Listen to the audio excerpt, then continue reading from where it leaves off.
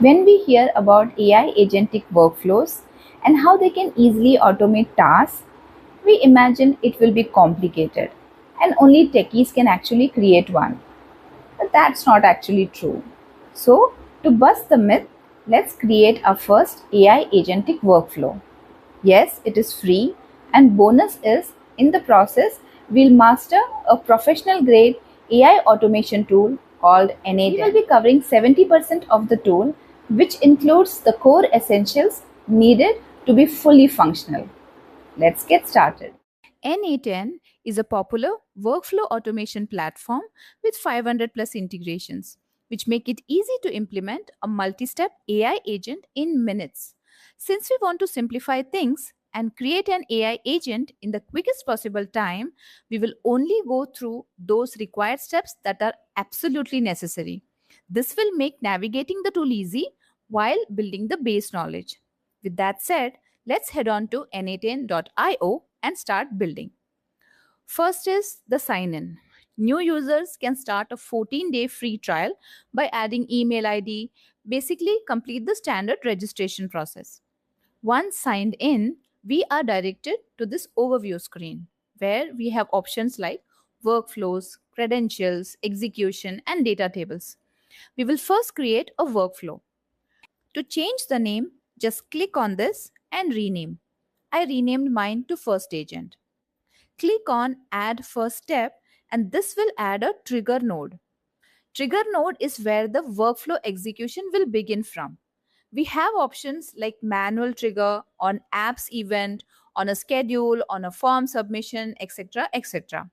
We choose chat message here as we want our trigger to happen when we receive a chat message.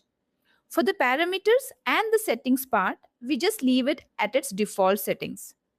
Now we can test this node by just typing hi and we see the node has executed successfully. To add the next step, we click on this plus sign here and select AI.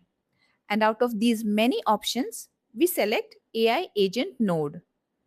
To configure an AI agent node, we have to set up three components. That is the chat model, the memory, and the tool. The chat model is the reasoning engine, which understands what the user is asking and accordingly decides what to do. The memory stores the context between each chat so that it can remember previous conversations. And the tool can perform actions like saving to an Excel sheet or Google Docs, etc. If without setting these, we try to directly execute the node, we will get errors. So let's set up each one of these first. For chat model, there are various options like Azure, Google Gemini, OpenAI, Grok, etc. etc. We will choose Google Gemini chat model here. To make the connection, we will have to add credentials. Like I already have a connection here. However, to create a new connection, we'll have to click create new credential and here we have to enter an API key. Now, how do we get the API key? To get the API key, click on this Open Docs link and it guides you with all the steps.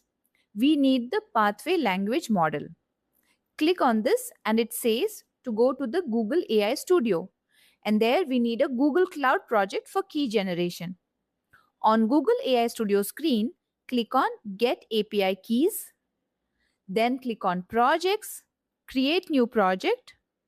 Here give a name to your project and click Create.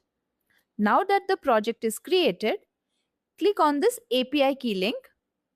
Then create API key. Choose our project and here give a name to the key. Click Create Key. Our key is also generated. Copy this API key and paste it on our n8n connection string. And now save. The connection is created.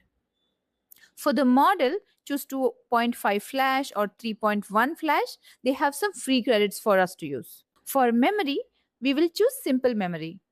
We will leave everything as it is, including the session ID, which it will take from our chat trigger node. And the context window length as 5 for the past conversation context. Next, for the tools, we have a wide range of options like Google Docs, Google Sheet, etc. etc.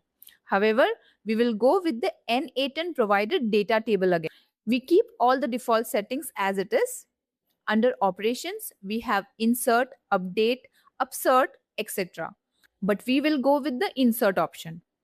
For storing the data, we need to select a data table. Since we do not have one, we will go ahead and create a study planner data table.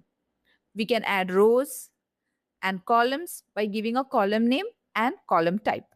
Let's add a few columns like the subject or the project, and the topic or the lecture. There is a column deadline, completion hours, and status. Let's come back to our n8n data table node and select the table that we just created. Keep the setting map each column manually, and for the values, just click on this button to get the selection defined automatically by the model. Do that for all the columns. Now there is one important setting on the AI agent we need to add.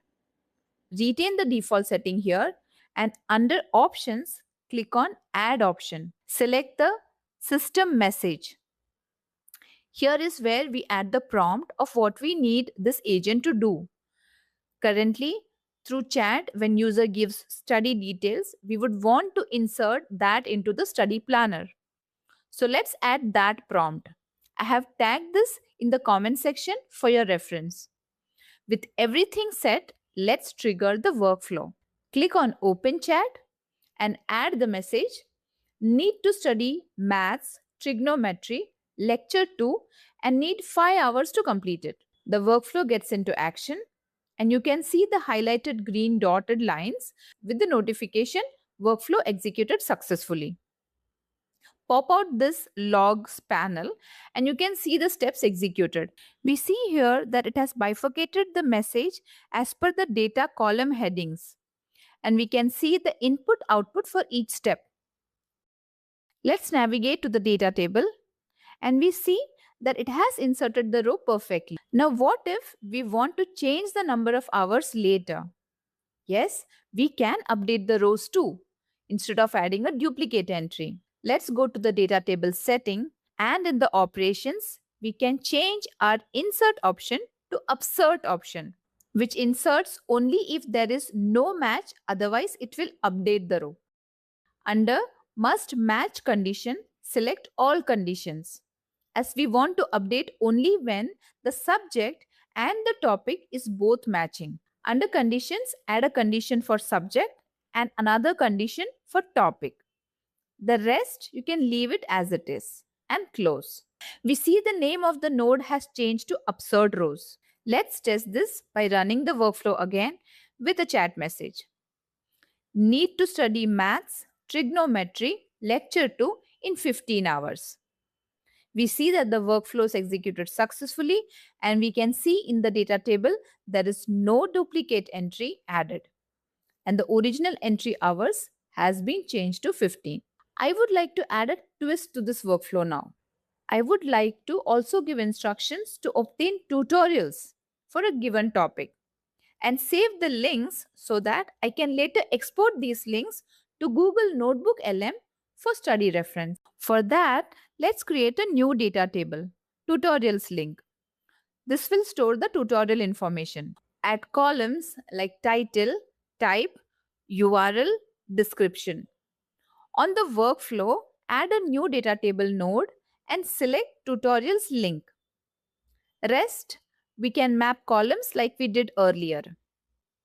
For this change to take effect, we will have to make another change in the AI agent system instructions, as it is the brain which decides what needs to be done. So I have added the extra instructions to get the beginner friendly materials and two distinct source, which includes a YouTube link and another high authority article link. Now let's again trigger the workflow through chat. The chat message will be something like, can you get tutorials on n8n? And we see that it has compiled all the details and the workflow has successfully executed. You can see as per the AI agent instructions given, it has added topic, URL, and even the description of why this link is good. We can see the various steps and its input and output here. Let's go to our data table to check the entry, and we see that it is added perfectly. Since I made a change to the workflow, I would like to check the original study related details as well as the new tutorial details are both working. Let's go ahead and delete all the entries in both the table and start afresh. Now I'll again trigger the workflow by giving a new message. I have to study physics, electromagnetism in 20 hours. We see that the workflow has executed, adding another message. I need tutorials on data science, and the workflow has executed. We can analyze the steps, input and output for further clarity. If we navigate to our data table, we see the required entries are added to both our tables, and everything worked great. With this, we have created our first n8n workflow, which is just the basics, but it is really helpful. Let's run through some more features or nodes of n8n. Let's create a new workflow, and this time for the trigger node, we will choose on a schedule. We can set the trigger rules like the trigger interval, days between triggers, hours, minutes. For now, we will keep all the default settings, and let's test this trigger. We see that it gives us every detail possible regarding the current date and time. For the next step, we will choose data transformation and edit fields. It's very useful if we want to make changes to the format of the data field. In our case, we have all the time and date related fields. What if we do not want to take all of these to the next step? We can tweak and retain only those that we choose to take further, like month, day of week, and maybe the year. We can change the title of each field. We can also manipulate the data to combine various fields into one. Like here, I combine the day of the week and the year. Now let's look at flow, which controls the data flow within nodes and allows to orchestrate complex logic like splitting, merging, looping, and even error handling. There is this if node that does the simple split where there is one input and two paths. Switch node is used for the multiple route node when there is one input but more than two different paths based on various conditions. In our example, let's add rules specifying the month. We will allow the data to pass through only when the month is March or April. Since in our case the month is March, we see it has passed through as output. If we change the month to April and here as May, we see that no data output is received as none of the conditions have matched. You can add many such conditions with switch node. The human review node can be used when you require human approval, where the workflow can pause and wait for a person's approval before the AI agent executes certain high impact actions. For that, let's create a new workflow with on-chat message trigger. Next, we add the human review node. Under the send and wait for response, we choose the chat option. Notice this information on the top. We will discuss this in some time. For the message, we will pull the chat input from the chat message received. Under response type, instead of free text, we will choose the approval option.